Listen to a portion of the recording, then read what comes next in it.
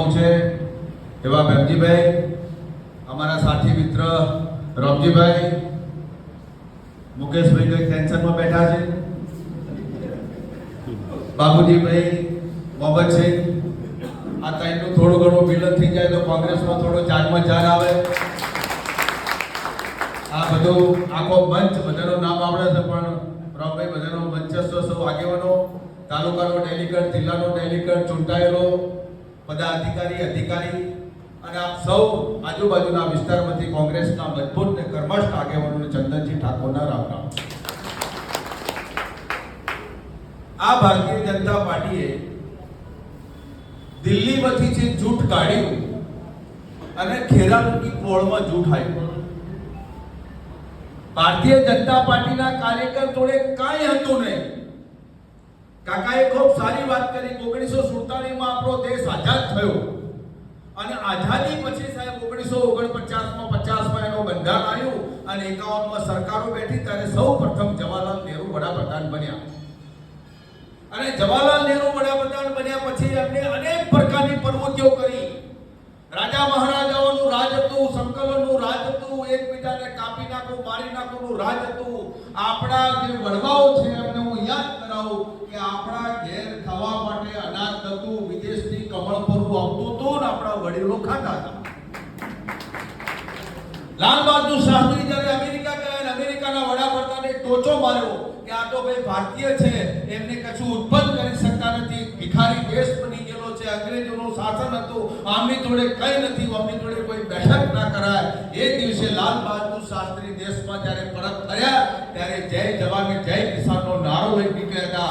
આજે મારો ખેરાલુનો ખેડૂત મજબૂત કે તાકાત એ કોંગ્રેસ હતી સાહેબ.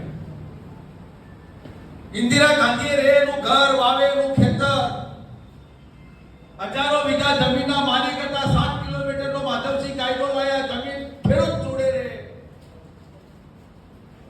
અનેક પ્રકારના કાયદાઓ બનાયા. રાજા મહારાજા જોડે 2-3 હજાર વીઘા જમીન હતી. એ વખત ઇન્દિરા ગાંધીને, લાલ બહાદુર શાસ્ત્રી, જવાહરલાલ નહેરુએ સંપત્તિ જાગીને નક્કી કર્યું કે અમની જોડે સંપત્તિ આટલા કરોડો રૂપિયાની છે તો અમારું શું, લોકોનું શું, ગરીબોનું શું? આ તો એક વ્યક્તિ સુખી થયા કરશે, ગરીબ ગરીબ જ રહેશે. એ વખત સંકલન કરીને સરદાર વલ્લભભાઈ પટેલ રજવાડા ભેગા કર્યા અને રજવાડા ભેગા કર્યા પછી જે વેનું ઘર અને વાવેલું ખેતર અને દરોજો પ્રસ્થાપિત કર્યો અને કયો કોંગ્રેસ પાર્ટીએ કર્યો. એના પછી તમારો 8-12માં નામ આવ્યું, 8-12માં નામ આવ્યું, હક પત્રક આવ્યું. રાજા મહારાજાઓ જમીન પાછી પડાઈ લેવાનું નક્કી કર્યું. એ દિવસે સરકારે એવું કીધું રાજા મહારાજાનો જમીન પાછી આપવાની નથી. જો રાજા મહારાજ દાદાગીરી કરે તે જમીન સરકાર હસ્તક કરી નાખો. આજે હજારો વીઘા સરકાર જમીન છે. આ દેન કોની? કોંગ્રેસની દેન. એના સૈનિકો છો તમે. એ પાર્ટીના વારસદારો છો. 1985માં સ્થાપનાથી અંગ્રેજો સામે લડતા કોંગ્રેસે પોતાનું આખું બલિદાન આપી દીધું સાહેબ. એ કોંગ્રેસના તમે સભ્યો છો, એ કોંગ્રેસના વારસદારો છો. અને આજે એક માણસ દિલ્હીમાં બેઠો જૂઠું બોલે કે 15 લાખ રૂપિયા ગરીબને આપશું અને ગરીબ 15 લાખ લેવા માટે ભારતીય જનતા પાર્ટીને મત આપે. આપણે ક્યાં જતા રહ્યા? આપણી પરિસ્થિતિ ક્યાં ગઈ? એના હમો આપણે ઉત્તર ના આપી શક્યા, પ્રતિ ઉત્તર ના આપી શક્યા, ગોલે ગલ્લે બેઠા આપણે એનો હમો પડકાર ના આપી શક્યા કે ભારતીય જનતા પાર્ટી જૂઠું બોલે છે, 15 લાખ કોઈના ખાતામાં નહીં આવવાના. આપણે ઉત્તાની વાતમાં આવી ગયા કે મોદી 15 લાખ આપવાને, એમાં કોંગ્રેસનો નાનો કાર્યકર હતો, એને પણ ભારતીય જનતા પાર્ટી જોઈન કરી લીધી લાલચમાં. એને કઈ ના આપ્યું. આધાર કાર્ડ, પાન કાર્ડ, ચૂંટણી કાર્ડ, ઘરનું રેશન, કંટ્રોલ, કેરોસીન, તમામ સુવિધાઓ કોંગ્રેસે કરી. તમારા ગામમાં એસટી આવવાની જે શરૂઆત કરી, લાઈટના ગોબલાની જ્યારે શરૂઆત કરી, ચિમનાભાઈ તળાવમાં પાણી રાખવાની જ્યારે શરૂઆત કરી, કોંગ્રેસ પાર્ટીએ કરી. ભારતીય જનતા પાર્ટીએ 30 વર્ષથી ગોબલાનો કલર બદલ્યો હતો. મને એક વ્યક્તિ ઉભો થઈને બતાવે, મારે એને સાલથી સન્માન કરવું છે. કશું કર્યું નથી. આપણી હાલત કેમ ખરાબ થઈ ગઈ? આપણે એકબીજાની વાતમાં આવી ગયા. કોકે પકડાયું ને આપણે પકડ્યું, કોકે પકડ્યું ને આપણે પકડ્યું, લઈને હેડ્યા ચોપાઉથી કે ફલાણો કોંગ્રેસ વાળો આવો છે, ફલાણો કોંગ્રેસ વાળો આવો છે. રાજા મહારાજાઓથી ચાલતી આવતી હતી પરંપરા, એની સામે લડવા માટે કોઈ જેલવાસ ભોગ્યો હતો, જવાહરલાલ નહેરુએ ભોગ્યો છે. અમને કોઈ જેલવાસ ભોગ્યો નથી. આજે તમે સોશિયલ મીડિયાના માધ્યમથી જોવો સાહેબ,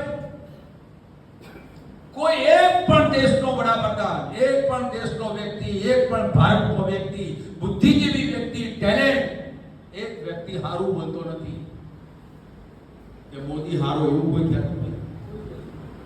આપણે શું વાત કરીએ છીએ? કોંગ્રેસની વાત કરીએ છીએ. બાબુજી હારા નથી, મોહમ્મદસિંહ હારા નથી, મુકેશભાઈ હારા નથી, ચંદનજી હારા નથી, ફલાણાભાઈ હારા નથી. રમજીભાઈ, આપણે આ વાતો કરીએ. શાના માટે આપણે આ વાતો કરીએ છીએ? તમે તમારા પરિવારને કોંગ્રેસમાં જોડો, તમારા કુટુંબના ભાઈને તમે કોંગ્રેસમાં જોડો, તમારા સામાજિક સંગઠનો કોંગ્રેસમાં જોડો, અને જ્યાં કોંગ્રેસનો અન્યાય થતો હોય ત્યાં અમારા સુધી કે ભેરજીભાઈ સુધી, મવડી મટો સુધી વાત કરો. એનો ન્યાય અપાવવાનું કામ અમે કરવા માટે આ સંદેશો કહેવાય. બહુ થઈ ગયું હવે ભાજપનું શાસન, હવે હદ થઈ ગઈ સાહેબ. તમને રીત ચડે નહીં ચડતી થોડી ઘણી?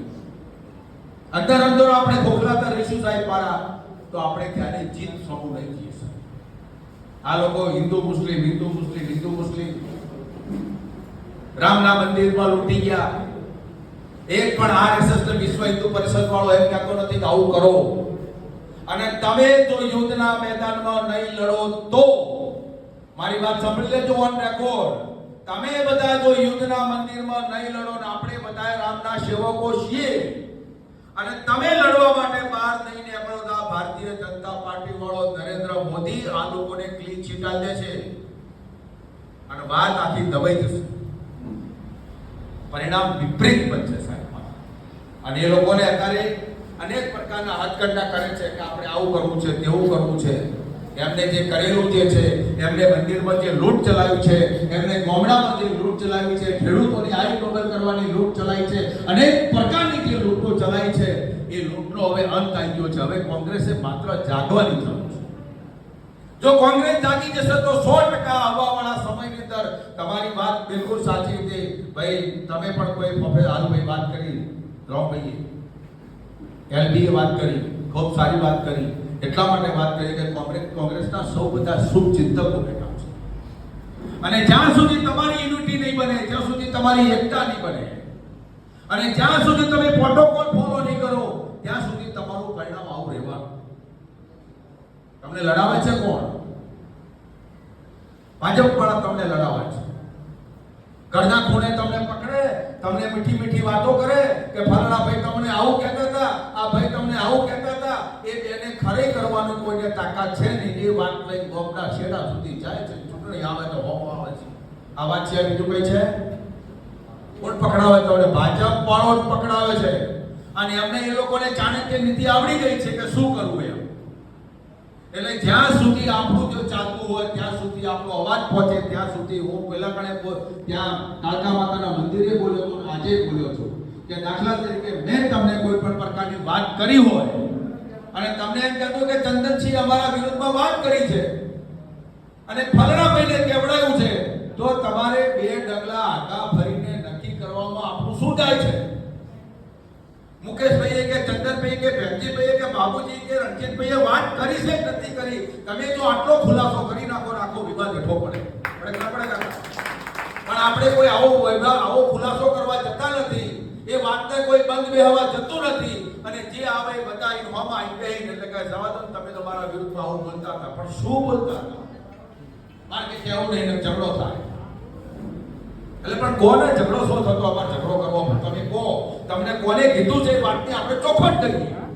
આ વાત જ્યારે કોંગ્રેસ ચૂંટણી કરશે સાહેબ, એ દાડે તમારી સત્તા આવતી કોઈ રોડીકવાનું નહીં.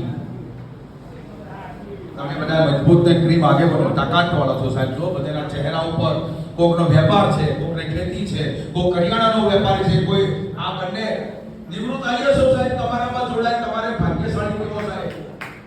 નિવૃત્ત આઈએસ તમારે કોંગ્રેસ પસંદ કરે સાહેબ. આપણે આતરાલ ભાઈ, આપણે શું નામ ઉપર આખું સંગઠનનો ફળ છે, હે કુલદીપ શર્મા સાહેબ નિવૃત્ત આઈએસ, આઈપીએસ.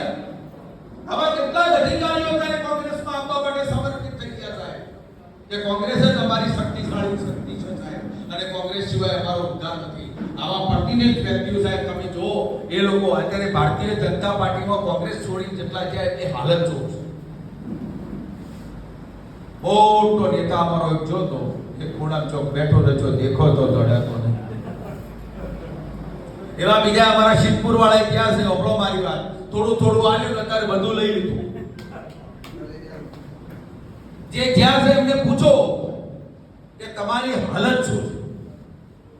એટલે આપણે જો છીએ હોનાના છીએ સાહેબ, કોઈના કપાળમાં શું લશું નક્કી નથી. મારા જીવનમાં બહુ રાજ્યસભા લોકસભા લડવાનું છે એવું કલ્પના નથી કરી, ધારાસભા લડવાનો છે એવી કલ્પના નથી કરી, સમાજમાં આટલું સંગઠિત બની એવી કલ્પના નથી કરી. પણ પરમ કૃપાળુ સદાનંદ બાપાના કૃપાથી કઈ ભાગ્યમાં લખેલું છે તો આજે આ લેવલે તમારા બધાના આશીર્વાદથી પહોંચો છો. 2 ચૂંટણીઓ હાર્યો છું, હિંમત નહીં લાગી. અને કોંગ્રેસ માટે જ્યાં સુધી આ દેહ રહે પ્રાણ રહે ત્યાં સુધી કોંગ્રેસનો વફાદાર રહી કામ કરવાનો છું, કરીશ. અને આવવાવાળા સમયની તમારી લડત જો લડવાની છે ત્યાં ચંદનજી ઠાકોર લડશે. તમે સંગઠિત બનો, તમે તાકાતવાળા બનો, શક્તિવાળા બનો એવી અપેક્ષા રાખો. તમે જો એક થશો સાહેબ મારા, તમારી શક્તિનો સરવાળો થશે તો ચોક્કસપણે તમે લોકો આગળ વધી શકશો. તમારી શક્તિ જો અલગ અલગ પાર્ટમાં વેચાઈ જશે તો તમે વિધાનસભા કદી જીતી શકવાના નથી. પરિણામ મારા નહીં આયા. મારે સિદ્ધપુરમાં તાલુકા પંચાયત 2 બની, નગરપાલિકામાં 8 જીત્યા, એમાં જિલ્લો જીતી નાખ્યો. કેવો જિલ્લા પંચાયત બને તો આપણી તાકાત વધી કહેવાય. 5 જિલ્લા પંચાયત બની હોત તો આપણી તાકાત વધી કહેવાય. બધા મીટિંગમાં આવે છે પણ ચૂંટણીના દાડે કોના કષ્ટે શું કરે ખબર નહીં. કોણ ભભેર કરે છે, કોણ આરતી ઉતારી જાય છે, કોણ ગીતો ગરમ કરી જાય છે, કોણ ખેલ પાડી જાય છે બાપુજી, કોઈને ખબર હોતી નથી. પરિણામ વિપરીત આવે. ભાષણ કરીએ 500 મતે હારી ગયા, 200 મતે હારી ગયા, 1000 મતે હારી ગયા, પણ મતો તમારા હતા. લઈ ગયા પેલા તો જો હતા નહીં 80 95 થી ચોય હતા સાહેબ. ત્યાં ચિત્ર નતું સાહેબ, મારા ચિત્ર તમારું હતું સાહેબ. સતાય આપણે પરિણામ વિપરીત બન્યું સાહેબ. એટલે આપ સૌ મોટી સંખ્યામાં વધાર્યા છો, મને સાંભળ્યો એ બદલ તમારો બધાનો ખૂબ ખૂબ આભાર. મારી જોડે એક વિડીયો હતો, તમને સંભળાવતો હતો ભાઈ, બરાબર.